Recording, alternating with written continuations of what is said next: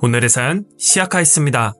저는 올해 47살의 이혼남입니다. 39에 결혼을 해서 10년간 끔찍한 결혼 생활을 끝내고 드디어 자유의 몸이 되었습니다. 제 인생을 되돌아보면 어쩜 그렇게 다른 사람처럼 평범하게 살지 못하나 싶을 정도로 참 많은 일들이 있었습니다. 그 중에 결혼은 절대 하지 말았어야 할 제 인생 최악 중에 최악이었죠. 저는 지금부터 끔찍하고도 두 번 다시 되돌이키고 싶지 않은 그 이야기를 해보려고 합니다. 저는 매맞는 남편이었습니다. 이 이야기를 듣고 남자가 얼마나 못났으면 그럴까 생각하시는 분들도 많으실 것 같습니다.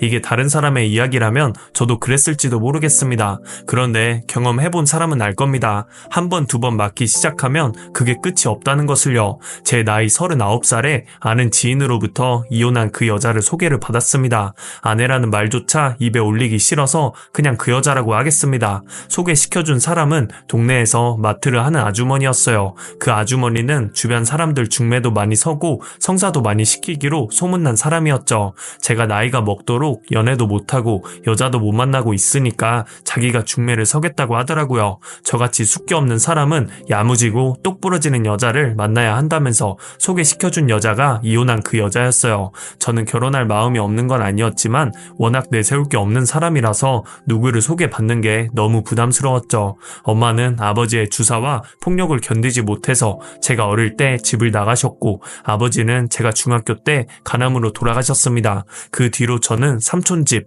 고모집을 전전하다가 겨우 고등학교까지 졸업을 하고 방통대를 나와서 중소기업에 취직해 적은 월급을 받고 일했습니다. 제 배경이 이러저러 하니 여자를 소개받기가 좀 그렇다고 얘기를 하니까 그 여자도 일찍 부모님과 떨어져 살아서 고생을 많이 하고 살았고 그래서인지 야무지고 생활력도 굉장히 강하다고 하더라고요. 서로 비슷한 처지니까 흠 될 것도 없으니까 서로 만나서 이야기 잘 해보라고요. 저보다 2살 많은 여자는 키는 크지 않지만 왠지 다부져 보이는 체격에 아주버니 이야기대로 똑부러져 보였습니다. 그 여자는 고등학교 때부터 알바를 하기 시작해서 이런저런 일 안 해본 일이 없다가 얼마 전에 영업일을 시작했다고 했습니다. 아주 뒤늦게 안 사실이지만 불법 업소에도 잠깐 일했다고 하더라고요. 흔히 하는 말로 그 여자도 산전수전을 다 겪은 여자였죠. 저는 그 여자가 막 마음에 든 건 아니었지만 뭐 하나 내세울 것 없는 저 같은 사람과 결혼을 해주면 그게 어디냐 싶어서 그 여자만 좋다면 저는 결혼하겠다 했죠. 그렇게 우리는 만난 지 6개월 만에 결혼을 했습니다. 서로에 대해서 아는 것보다 모르는 게 더 많았지만 과거가 중요한 게 아니니까 우리는 현실에 충실하면서 열심히 살았습니다. 둘 다 굳이 아이를 낳아야겠다 생각을 하지 않아서인지 그 여자와 저 사이에 아이는 없었습니다. 그 여자는 술을 좋아해서 거의 하루도 안 빠지고 밥을 먹을 때마다 소주 한두 잔씩은 했어요. 처음에는 내가 보지 않는 곳에서 그러더니 시간이 좀 지나고 술이 좀 들어가면 아예 내 앞에서 대놓고 주정을 부리기 시작했습니다. 술을 안 하는 저로서는 그런 모습이 잘 이해되지 않았습니다. 그래서 그 여자에게 이야기했습니다. 왜 자꾸 술을 마시냐? 일주일 내내 술을 마시는 건 좀 문제가 있지 않냐? 하니까 대뜸 이러는 겁니다. 네가 나한테 소주를 한번 사줘봤냐? 억울하면 너도 술 마셔. 짜증나게 잔소리하지 말고. 그래서 저는 잔소리하는 게 아니라 건강을 위해서 좀 줄이는 게 좋지 않겠냐고 하니까 저보고 닥치라고 하더라고요. 그래서 저는 너무 화가 나서 왜 말을 그렇게 하냐, 그렇게 말을 하면 내가 기분이 좋겠냐 하니까 저보고 완전 사람 열받게 하는 재수없는 스타일이라면서 숨 막혀서 못 살겠다며 문이 부서질 듯 쾅 닫고 나갔다가 서너 시간이 지나서야 들어오곤 했습니다. 다음날 술이 깨면 어제는 자기가 말을 좀 심하게 했다며 다음부터는 조심하겠다며 이야기를 했지만 그 폭언은 고쳐지지가 않더라고요. 술만 마시면 작은 말 한마디에도 욕이 튀어나왔죠. 말을 걸면 말투가 짜증난다면서 욕을 했고 말을 안 걸고 가만히 있으면 어디서 사람을 개무시하냐면서 쌍욕을 하더라고요. 제가 제발 욕 좀 하지 말라고 하면 네가 내 애비라도 되냐? 애비한테 그런 소리 들어도 재수없는데 네 같은 거한테 그런 잔소리를 들어야 돼? 면서 앉아있는 저한테 다가와서 발로 툭툭 차면서 시비를 걸었습니다. 저는 그냥 피하는 것이 상책이다 싶어서 그럴 때는 밖으로 나가버렸죠. 그 여자의 언어폭력과 신체적 폭력은 제가 회사를 그만두면서부터 본격적으로 시작됐습니다. 다니던 회사가 어려워지면서 회사는 직원을 감원하게 됐고 저도 그 중에 포함되어 있었죠. 그 후에 새 직장을 구하려고 알아봤지만 생각처럼 쉽지 않았습니다. 한 두어 달 집에서 놀고 있으니까 그 여자는 저를 완전 거짓말로 거지 취급하더라고요. 야, 아무데나 나가서 일하면 되지. 돈도 못 버는 게 꼴에 눈만 높아가지고 지금 회사 따지고 있냐? 거지처럼 나한테 빌붙어 있으니까 좋냐? 니는 근성이 거지 같아서 아무렇지도 않지?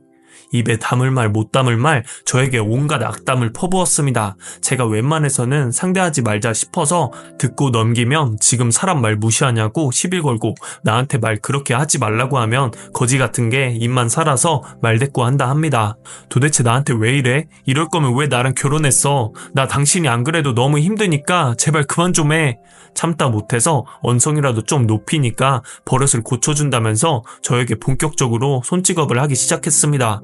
밥 먹을 때 소리라도 좀 내면 조용히 밥 안 먹는다고 밥숟가락 날라오고, 술 먹고 들어온 날은 자고 있는 사람 깨워서 너는 네 마누라가 들어오지도 않았는데 잠이 오냐면서 발로 밟았습니다. 아무리 하지 말라고 해도 소용이 없었죠. 어디 가서 하소연도 못하고 사람 사는 게 아니었어요. 집을 나갈까 생각하다가 돈도 없고 갈 데도 없고 해서 나가지도 못하고 있는데 다음날 술이 깨면 또 미안하다면서 앞으로는 잘 지내보자고 합니다. 그렇게 제가 다시 직장을 구하고 돈을 벌어오니까 그 여자의 폭언과 폭력은 조금씩 덜하는 것 같았습니다. 그런데 개벌은 남주나요? 술 마시고 들어오면 또 그 악몽 같은 시간이 반복됐습니다. 제가 얼굴에 상처가 생기고 여기저기 멍이 들어가니까 회사 사람들이 무슨 일이 있냐며 묻더라고요. 저는 말도 못하고 그냥 넘어졌다 그러고 말았죠. 그런데 제가 워낙 거짓말을 못하는 성격이라 제가 변명하는 걸 사람들은 아는 것 같더라고요. 누가 그랬는지는 모르겠지만 그런 사람 가만히 놔두면 평생 그런다고요.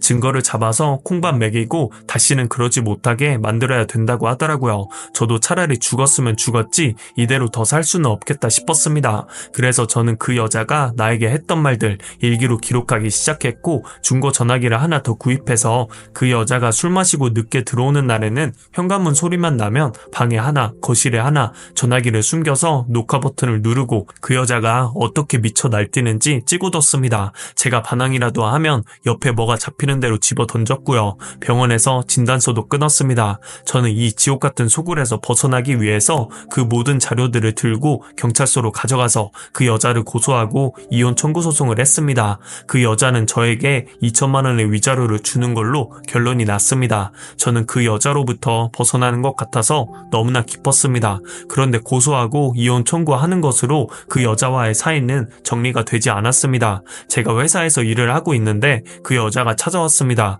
사람들이 보는 앞에서 늘 저한테 했던 것처럼 쌍욕과 저주를 퍼부었습니다. 사람들이 말릴수록 약이라도 먹은 사람처럼 제정신이 아닌 듯 날뛰었죠. 우리 회사에 찾아온 게 한 번으로 끝나지 않았습니다. 일주일이 지나자 또 한 번, 그 다음날 또 한 번, 시간이 날 때마다 그 여자는 저를 찾아와서 깽판을 부렸습니다. 저는 도저히 그 회사에 계속 다닐 수가 없어서 결국 어렵게 구한 회사를 그만두게 됐습니다. 저도 악이 바칠 대로 바치더군요. 저를 바닥까지 자꾸 끌어내리니까 저도 가만히 있을 수 없었습니다. 그래서 똑같이 해줬습니다. 제가 경찰서에 보였던 동영상 그 여자의 미친 행동을 회사 홈페이지에 올렸고 회사 홈페이지에 있는 사람들의 메일로 다 보냈습니다. 그리고 제가 알고 있는 그 여자의 고객들에게도 그 여자가 어떤 여자인지 다 까발렸습니다. 그리고 그 여자와 중매선 아주머니를 비롯해서 우리 집 주인, 주변 사람들한테도 이 사실을 다 알렸습니다. 이런 여자하고 잘못 엮였다가는 나중에 무슨 일이 일어날지 모른다고요.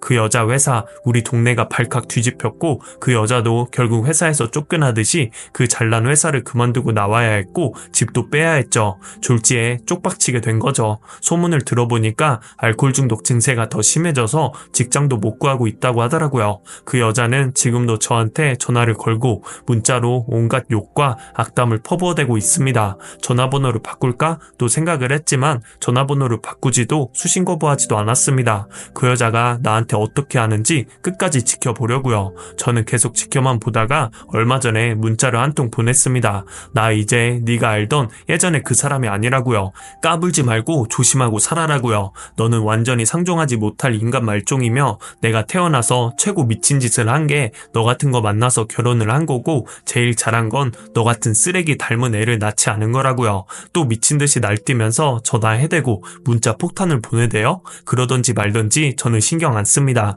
저런 문자 계속 보내면 내가 적금 드는 셈 치고 다 모아서 협박 공갈로 또 한 번 고소를 해줄 테니까요. 저 이제부터 새 인생 살 겁니다. 두 번 다시 여자를 만나서 결혼할 엄두는 안 나지만 그래도 열심히 잘 살아보려고요. 지난 시간은 지옥 같았지만 저에게도 좋은 날이 오겠죠? 긴 글 읽어주셔서 감사합니다.